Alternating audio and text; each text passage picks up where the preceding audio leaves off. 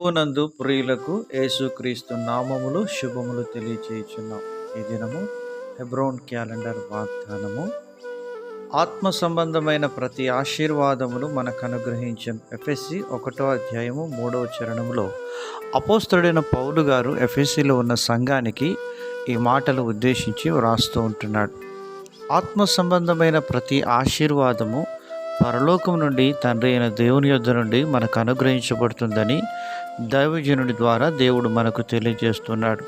యేసుక్రీస్తు రక్తంలో కడగబడిన ప్రతి వ్యక్తి ఈ లోకంలో ఆయన యొక్క ఆత్మచేత భద్రపరచబడి ఈ లోకంలో రక్షణలో ఆనందిస్తూ రక్షణలో కొనసాగుతూ తన పరిశుద్ధతను పవిత్రతను కాపాడుకుంటూ ఈ లోక తదనంతరం పరలోక రాజ్యాన్ని దేవుడు అనుగ్రహించి నిత్య జీవము అనే పరలోకపు ఆశీర్వాదాన్ని దేవుడు మనకు అనుగ్రహిస్తూ ఉంటున్నాడు.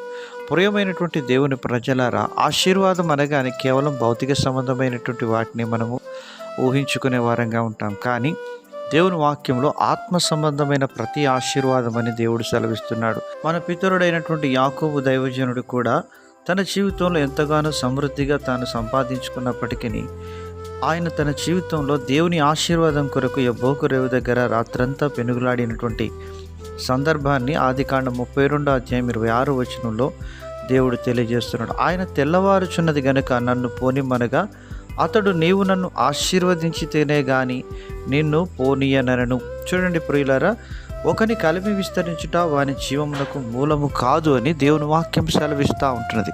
ఇహలోక సంబంధంగా మనకి ఎన్నున్నప్పటికీ పర సంబంధమైనటువంటి ఆశీర్వాదం మనకు లేనప్పుడు సర్వలోకము సంపాదించుకొని తన ఆత్మను పోగొట్టుకున్న వాని వరే మన జీవితం ఉంటుంది.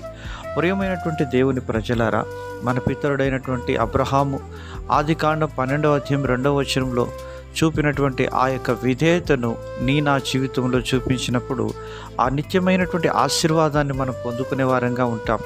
దేవుని వాక్యం సెలవిస్తుంది, యెహోవా ఆశీర్వాదము ఐశ్వర్యం ఇచ్చును, నరుల కష్టం చేత ఆ ఆశీర్వాదం ఎక్కువ కాదు.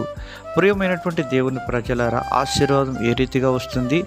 దేవునికి లోబడుట ద్వారా, ఆయన యొక్క ఆజ్ఞలు పాటించుట ద్వారా, ఆయన చిత్తమునకు మనం విధేయత చూపుట ద్వారా, ఆయన యొక్క మాటకు లోబడుట ద్వారా ఆశీర్వాదం వస్తుంది. గలిలయలోని కానాలో యేసుక్రీస్తు ప్రభువారు వివాహానికి పోయినప్పుడు అక్కడ నీటిని ద్రాక్షారసంగా చేస్తూ వచ్చినాడు.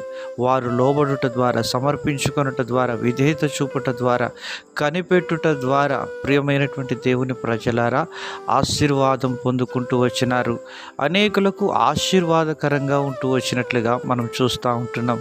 ఇలాగన బైబిల్లో ఎందరెందరో దీవించబడ్డారు. అలాగన మనం కూడా దీవించబడదుము గాక.